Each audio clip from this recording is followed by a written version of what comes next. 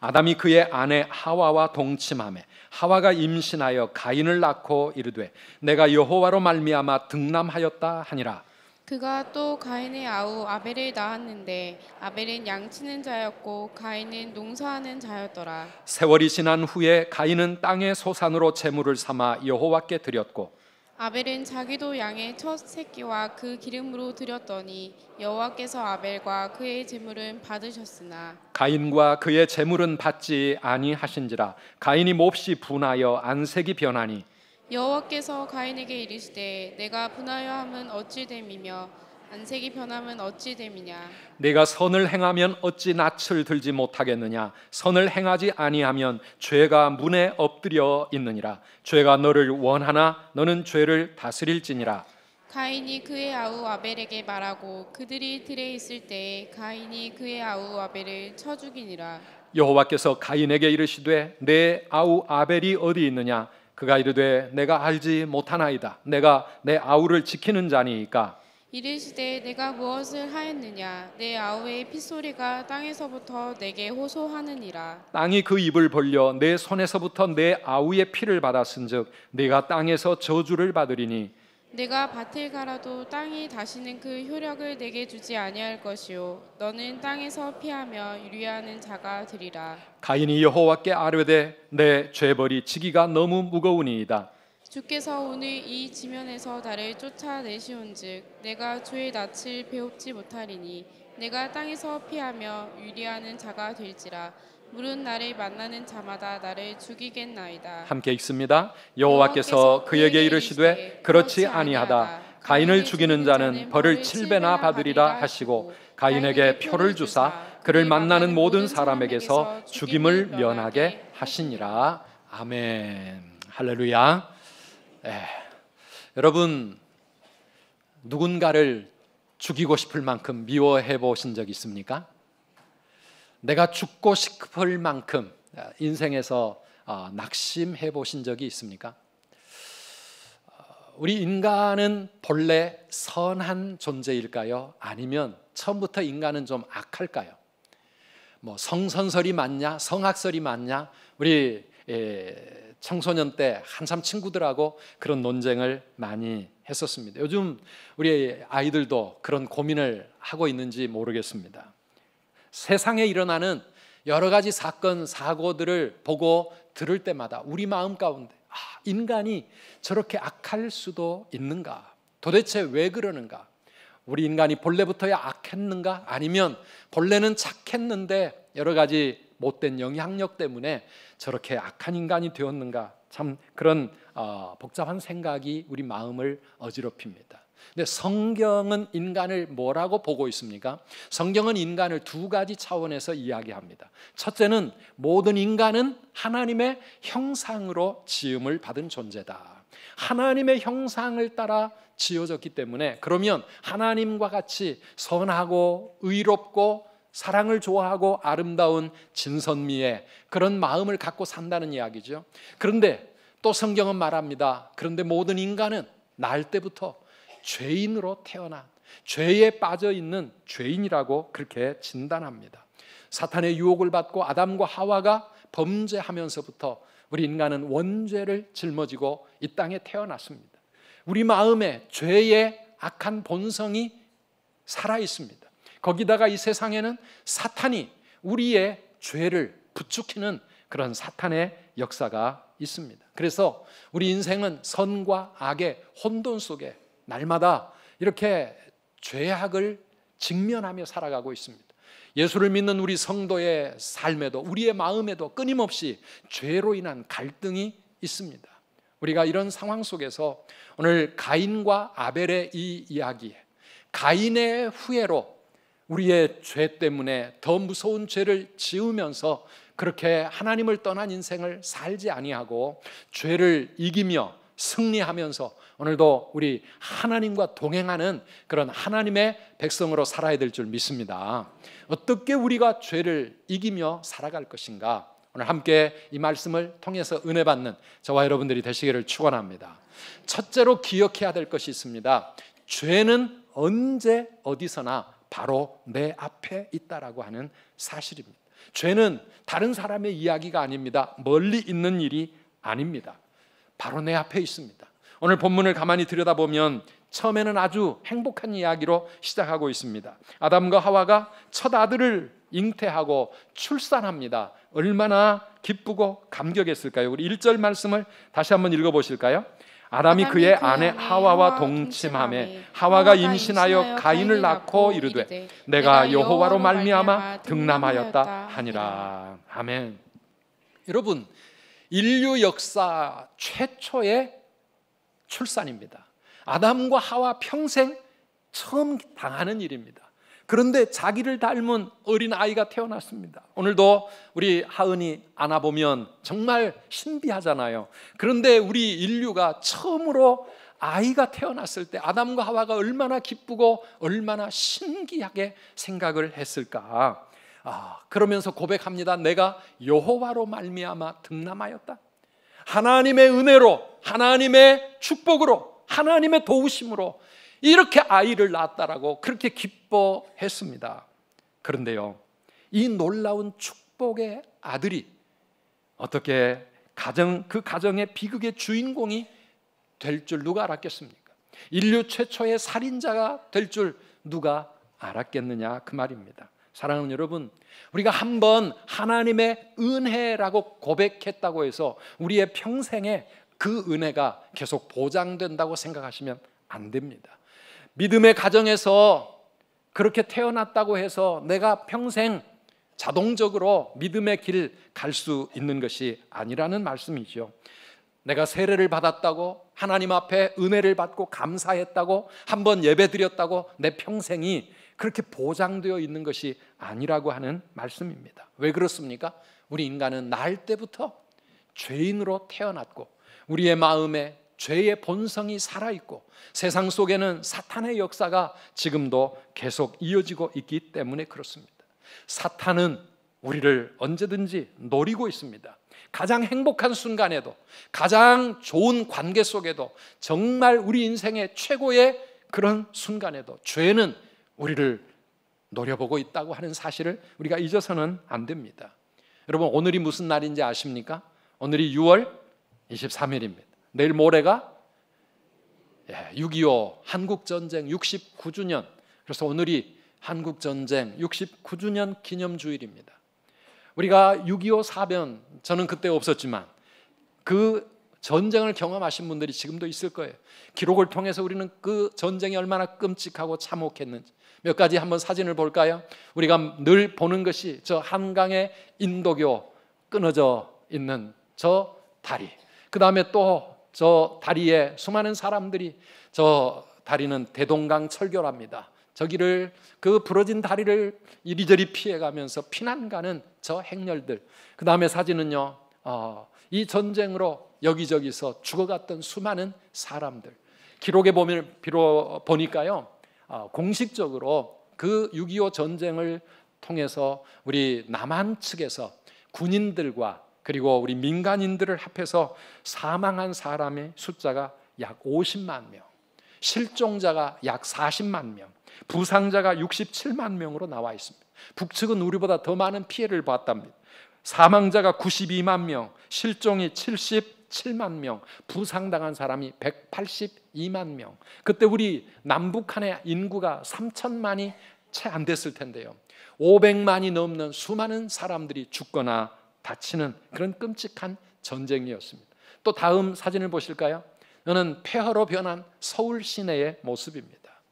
또 한 사진은요, 당시에 이 원산, 모든 한국의 도시들이, 집과 모든 산업시설들, 교회, 학교, 완전히 끔찍한 파괴를 경험을 했습니다. 온 나라가 폐허가 되고 나라가 다 무너진 것입니다. 사랑하는 성도 여러분, 전쟁이 얼마나 무섭고 두려운 것인지, 지금 이 시대에 만약에 전쟁이 다시 한번 터진다면 그 69년 전에 그 피해와는 비교할 수 없는 정말 더 참혹한 그런 전쟁이 되고 말 것입니다.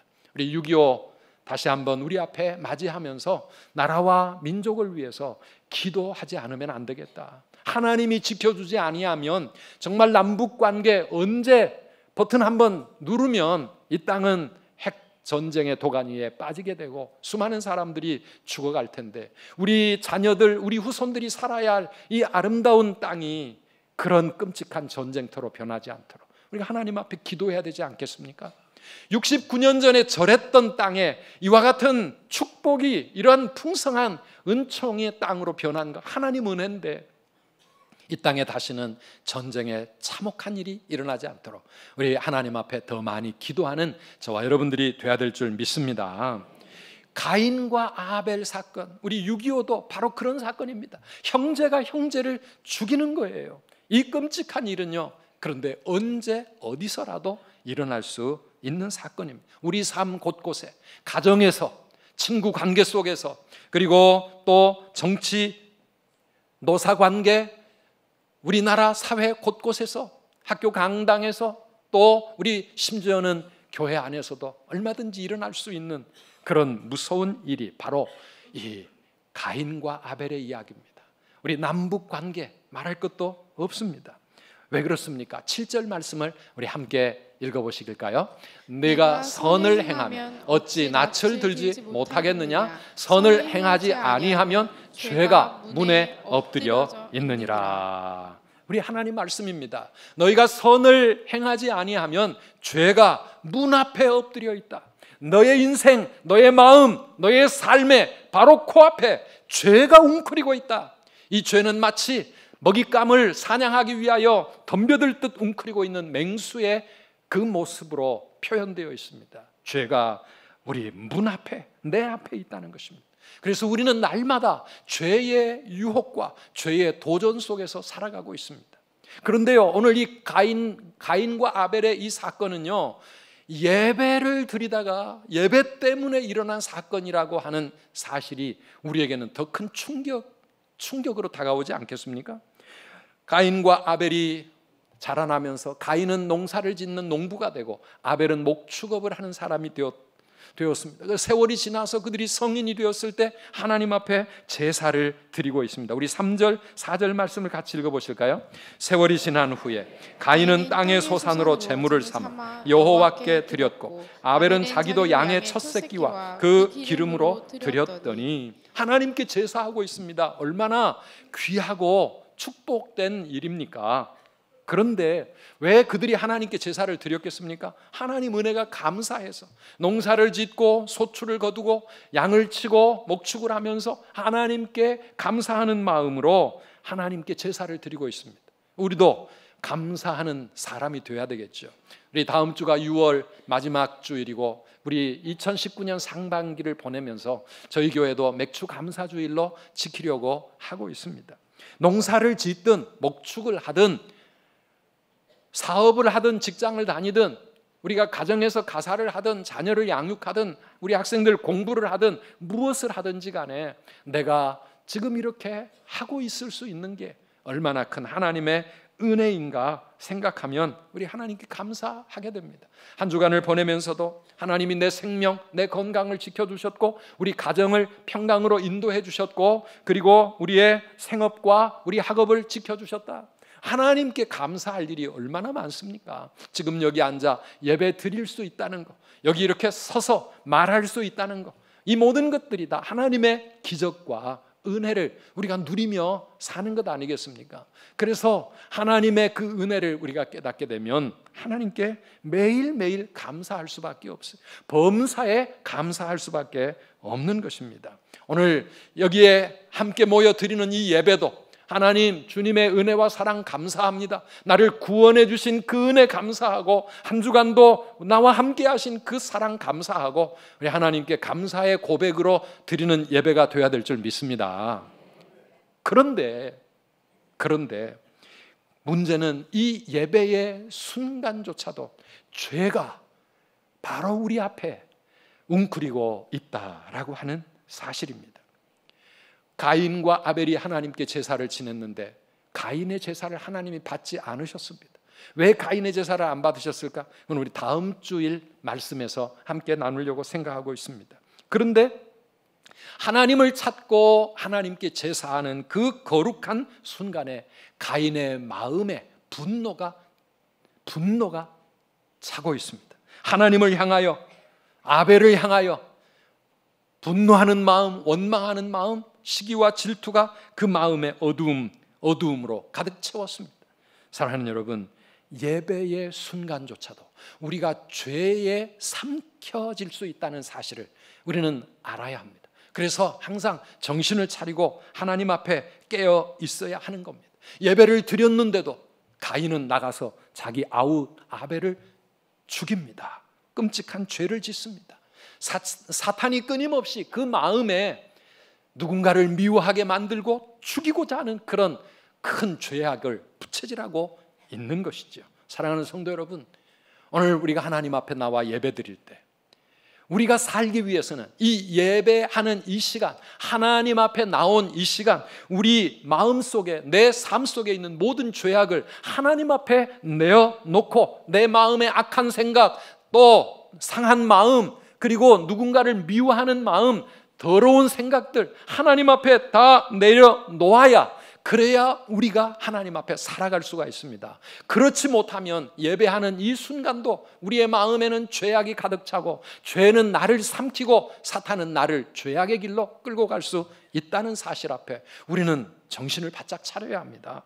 사랑하는 여러분, 한 주간을 살아오면서 화날 일이 많았고, 누군가에게 대한 섭섭한 마음, 원망하는 마음, 미운 마음, 우리의 마음을 언제든지 그렇게 세상은 복잡하게 만들어 갑니다. 불평, 불만이 가득 찰 수 있고, 또 근심, 걱정이 내 마음을 짓누를 수 있고, 두려움과 불안한 마음들, 여러 가지 이러한 마음들이 우리 안에 채워져 있지만은, 예배하는 이 시간 우리의 온 마음을 하나님 앞에 다 내려놓고 하나님을 만나야 될 줄 믿습니다. 그래야 우리의 영혼이 살아나는 거예요. 그래야 우리가 죄로부터 빠져나와서 하나님의 사람으로 하나님의 빛 가운데 살아갈 수가 있는 거예요. 그런데요, 가인은 예배를 드리기는 드렸지만 그렇게 하지를 못하고 있는 겁니다. 다시 한번 우리 7절을 읽어보시겠습니까? 7절, 선을 행하지 아니하면 죄가 문에 엎드려 있느니라. 죄가 너를 원하나. 죄가 가인을 원하고 있대요. 죄가 가인을 원하고 있대요. 영어 번역에 보면은요, It desires to have you. 이 죄가 너를 갖고 싶어서, 죄가 우리를 갖고 싶어서 지금도 우리를 향하여 이를 갈고 웅크리고 우리에게 공격해 들어오고 있다는 이야기입니다. 무서운 말씀 아닙니까? 하나님 앞에 예배하는 이 시간조차도 죄는 우리를 차지하려고 합니다. 우리의 마음을 빼앗으려고 합니다. 우리 인생을 끌고 가려고 합니다. 죄의 이 무서운 힘을 우리는 무시하지 말아야 합니다. 그럼 우리는 어떻게 해야 합니까? 어떻게 해야 합니까? 하나님 말씀하십니다. 너는 죄를 다스릴지니라. 한번 따라 합시다. 너는 죄를 다스릴지니라. 아멘이십니까? 죄를 다스려야 된다. You must master it. 죄를 네가 다스릴 줄 알아야 되고 컨트롤할 줄 알아야 된다라고 말씀하고 있습니다. 그렇지 않으면 우리는 죄의 먹이가 되고 죄에 끌려갈 수밖에 없다고 하는 것입니다. 여러 가지 모양으로 죄는 우리를 끌고 가려고 합니다. 지난 5월 30일 날 우리 한국 교회 교단 중에 가장 큰 교단의 하나인 총신교단이 있습니다. 그 총신대학교 총장이 새로 취임을 했습니다. 이재서 박사라고 하는 분인데요, 이분은 앞을 보지 못하는 그런 분입니다. 15살 때 갑자기 실명을 당했습니다. 물론 어릴 때도 시력이 별로 안 좋아서 고생을 한 것 같은데 15살 때 그만 완전히 빛을 잃고 말았습니다. 여러분, 그 한참 사춘기 때, 그때 만약에 갑자기 앞을 보지 못하게 되었다고 하면 그 인생이 얼마나 큰 절망과 낙심 가운데 빨려 들어갔겠습니까? 마음이 한없는 절망으로 곤두박질 치는 거예요. 내 인생은 이제 끝났다. 나는 더 이상 살 수가 없다. 나에게는 아무 미래가 없다. 그러니 그 다음에는 어떤 결론이 나옵니까? 내가 살아서 뭐하냐? 그래서 끊임없이 그 마음 가운데 자살에 대한 충동, 어떻게 기회만 되면 죽어버리고 싶은 그 마음, 이게 계속해서 불타오르는 거예요. 사랑하는 여러분, 마음을 다스리지 못하면 그 인생은 그렇게 갈 수밖에 없는 거예요. 그런데 그분이 목사가 되고 그분이 신학교의 총장이 되고 그분이 하나님께 쓰임받는 인생을 살아갈 수 있었던 것은 그의 그 절망과 그리고 불평과 원망과 끊임없이 타오르는 그 마음의 그 죄악을 다스리는 데 성공했기 때문 아니겠습니까? 우리가 죄를 다스리려면 무엇보다도 마음을 다스릴 줄 알아야 합니다. 한번 따라합시다. 마음을 지키고 다스려야 합니다. 우리의 마음은요, 끊임없이 요동을 칩니다. 우리 마음속에는 온갖 생각들이 들어왔다 나갔다 하고 있습니다. 마음을 지키고 다스려야 우리는 죄를 이길 수가 있습니다. 잠언 4장 23절 말씀 우리 함께 읽어보시겠습니까? 모든 지킬 만한 것 중에 더욱 내 마음을 지키라. 생명의 근원이 이에서 남이니라. 아멘. 마음을 지켜라. 그래야 산다. 마음을 지켜야 됩니다. 여러분, 내 마음이 지금도 절망으로 휩쓸릴 수 있고, 내 마음이 분노로 그렇게 차오를 수 있고, 내 마음이 불평과 원망으로 어두워질 수 있고, 내 마음은 끊임없이 흔들릴 수 있지만은 마음을 지켜라. 마음을 지켜라. 하나님은 말씀하고 있습니다. 잠언 16장 32절 말씀입니다. 노하기를 더디하는 자는 용사보다 낫고 자기의 마음을 다스리는 자는 성을 빼앗는 자보다 나으니라. 밖에 성을 차지하고 적을 물리치는 그 용사보다 더 훌륭한 사람이 누구냐? 자기 마음을 다스릴 줄 아는 사람. 여기서 마음은 자기의 템퍼, 성질입니다. 성질을 잘 다스릴 수 있는 사람, 이 사람이 승리할 수 있는 사람이라고 하는 것입니다. 어떤 이유에서든지 간에 우리의 마음에 절망이 찾아오고 분노가 찾아오고 누군가가 미워지고 시기와 질투하는 마음, 그리고 여러 가지 죄악된 생각들, 더러운 생각들, 우리 마음에 죄가 엄습해 올 때 그때 정신을 차려야 돼요. 정신을 차리고 내 마음을 붙잡아야 돼요. 서양 속담에 이런 말이 있습니다. 새가 우리 머리 위를 날아다니는 것을 우리는 어떻게 막을 수는 없다. 그러나 그 새가 내 머리에다가 둥지를 트는 일은 내가 얼마든지 막을 수 있는 거 아니냐.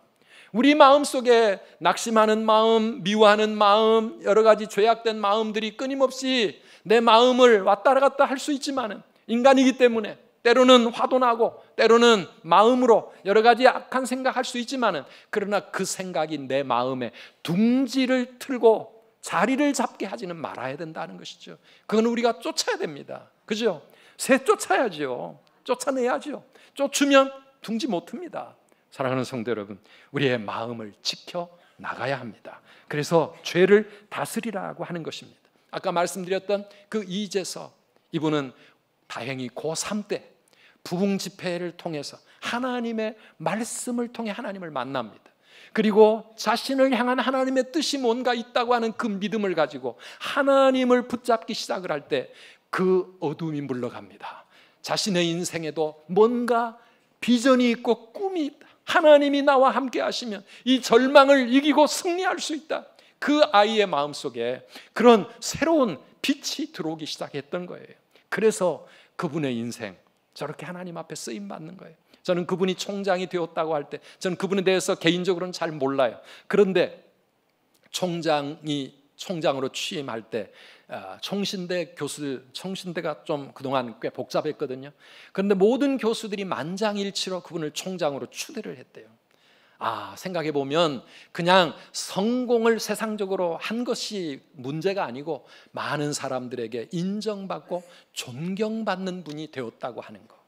비록 앞을 보지 못하고 그의 인생에 얼마나 많은 고난이 있었겠습니까? 공부하는 순간순간 많은 좌절과 어려움이 있었겠지만은 그 모든 것들 가운데서 마음을 잘 다스리고 하나님의 말씀 붙잡고 믿음으로 나아가게 되니까 다른 사람보다도 더 큰 그릇이 되었고 더 존경받는 신앙과 인격을 갖춘 훌륭한 사람이 되었다라고 하는 것입니다. 사랑하는 성도 여러분, 하나님은 언제나 우리에게 말씀을 주십니다. 하나님의 말씀 앞에 정신을 차리고 우리 마음을 잘 붙잡으시기를 주님의 이름으로 축복합니다. 정신을 잘 잡아야 돼요. 오늘 말씀에도 보면 6절과 7절 말씀에서 하나님은 가인에게 경고하시잖아요. 가인아, 네가 지금 무슨 생각을 하고 있는 거냐? 왜 얼굴 안색까지 변하고 있느냐? 정신을 차려라. 죄에 빠지면 안 된다. 죄를 네가 다스려야지. 오늘 하나님께서 지금도 우리에게 말씀으로 우리 죄를 깨우쳐 주십니다. 근데 문제는 내 생각에 내가 휩쓸리게 되면, 이 죄가 나를 사로잡을 때 하나님의 말씀이 잘 안 들려온다는 거예요. 말씀을 들어도 깨닫지 못하는 거예요. 말씀을 들어도 지금 내 마음은 여전히 죄를 따라가고 사탄을 따라가고 있다면 우리는 더 무서운 죄를 지을 가능성이 커지는 것입니다. 결국 가인은 자기 동생 아벨을 죽이고 맙니다.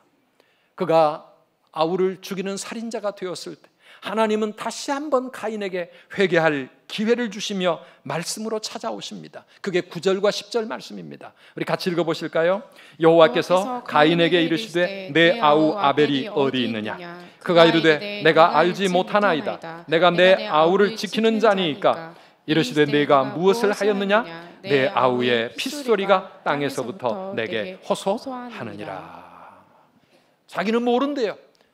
자기 죽였는데 하나님은 아무리 은밀한 죄라도 다 알고 보고 계시는 하나님 아니십니까? 그런데 말씀으로 깨우쳐 주실 때 가인이 이때라도 정신을 차리고, 하나님, 제가 큰 죄를 지었습니다. 하나님 앞에 무릎을 꿇었더라면 그의 인생이 좀 달라졌을 텐데, 그런데 가인이 회개할 줄 모르는 겁니다. 사랑하는 성도 여러분, 지금 이 시간에도 하나님의 말씀이 우리의 귓전에 천둥처럼 들려지기를 축복합니다.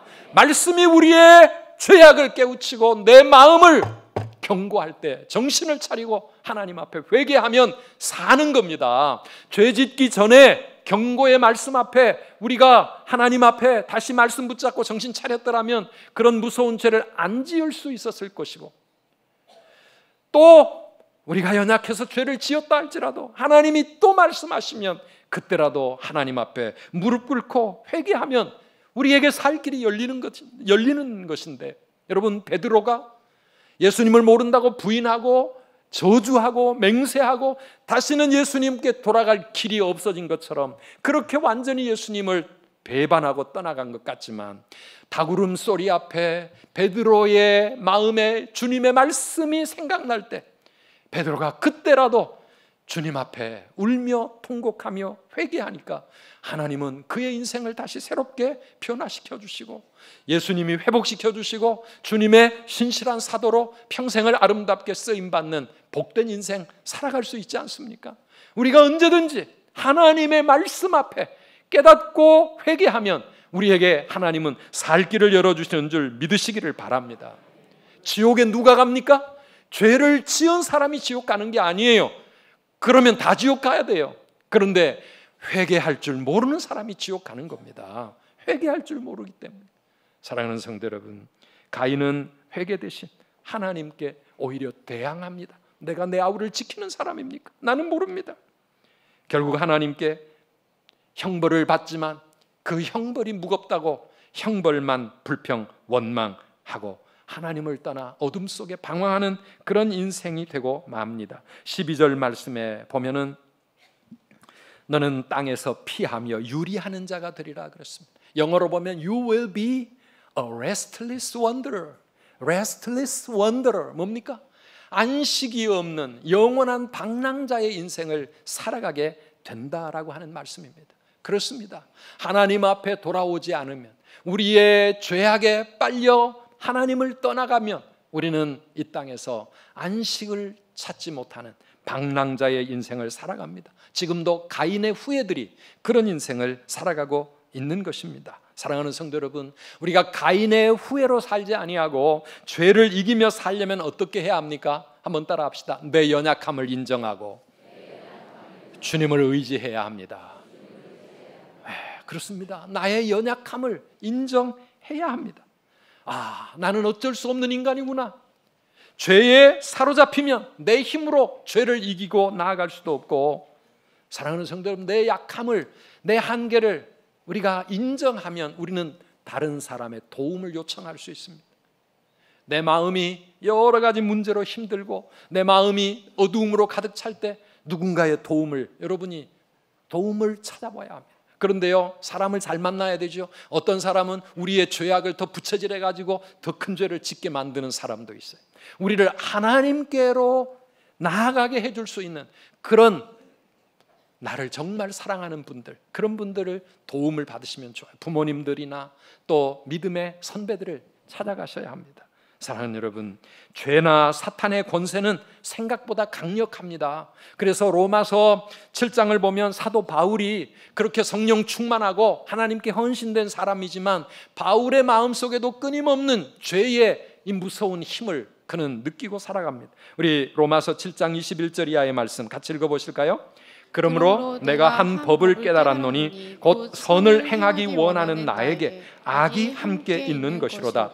내 속사람으로는 하나님의 법을 즐거워하되 내 지체 속에서 한 다른 법이 내 마음의 법과 싸워 내 지체 속에 있는 죄의 법으로 나를 사로잡는 것을 보는도다. 오라, 나는 곤고한 사람이로다. 이 사망의 몸에서 누가 나를 건져내랴. 오, 곤고한 사람. 죄 때문에 이 죄로부터 헤어나올 수 없는 우리 인생의 연약함입니다. 이것을 우리가 인정할 때 우리는 하나님 앞으로 나아가게 됩니다. 하나님 앞에 무릎을 꿇습니다. 하나님의 은혜가 아니면 내 힘으로는 감당할 수 없습니다. 내 힘으로는 설 수 없습니다. 고백하면서 하나님께 무릎을 꿇어야 합니다. 사랑하는 성도 여러분, 죄는 예배하는 이 시간에도 언제나 내 앞에 있습니다. 나를 노려보고 있습니다. 나를 부추기는 사탄이 우리를 죄의 길로 끌고 가려고 합니다. 선을 행하지 아니하면 죄가 문에 엎드려 있느니라. 죄가 너를 원하고 있지만은 너는 죄를 다스릴지니라. 사랑하는 성도 여러분, 마음을 지키고 죄를 다스리며 살아야 할 줄 믿습니다. 그런데 내 마음 지키는 것도 내 마음대로 할 수가 없고 죄를 다스리는 것도 내 힘으로 할 수 없는 것이 우리의 인생임을 하나님 앞에 고백한다면 우리는 처음부터 하나님을 의지하며 살아야 합니다. 아까 우리 예배를 시작하면서 죄에서 자유를 얻게 하면 보혈의 능력, 주의 보혈, 우리를 죄에서부터 자유케 하시는 보혈의 능력을 찬송했습니다. 그런데 그렇게 한번 찬송했다고 우리가 평생 죄로부터 자유할 수 있느냐? 그게 아니란 말이지. 이 찬송을 우리는 평생 불러야 합니다. 순간순간 보혈의 능력을 계속해서 의지하고 살지 않으면 한 번 의지했다고 이게 평생에 보장을 해주는 그런 게 아니라 그 말입니다. 오늘도 내일도 이 한 주간도 끊임없이 그 보혈의 능력, 주님의 은혜만 의지하는 믿음으로 살아가는 우리 모든 성도님들 되시기를 축복합니다. 그래서 우리는 늘 기도해야죠. 악에서 나를 구하여 주시옵소서. 사탄의 권세에서 나를 지켜달라고 우리는 하나님께 기도하며 성령님을 의지해야 합니다. 하나님의 은혜를 구해야 합니다. 사랑하는 여러분, 하나님의 그 은혜가 우리를 하나님 앞에 바로 세울 수 있고 나를 죄로부터 자유케 하실 수 있는 줄 믿으시기를 바랍니다. 내 마음에 내 스스로 해결할 수 없는 이 죄의 이 끈질긴 힘을 주의 은혜가 임할 때, 하나님의 그 은혜가 임할 때 성령의 능력이 나의 마음을 자유케 해주는 거예요. 그 사람이 미워 죽을 뻔했는데, 죽이고 싶었는데 하나님의 은혜가 내 마음에 임할 때 그 악한 감정에서부터 내가 자유함을 누리게 되면 그 사람이 불쌍해 보이기 시작하는 것이고요.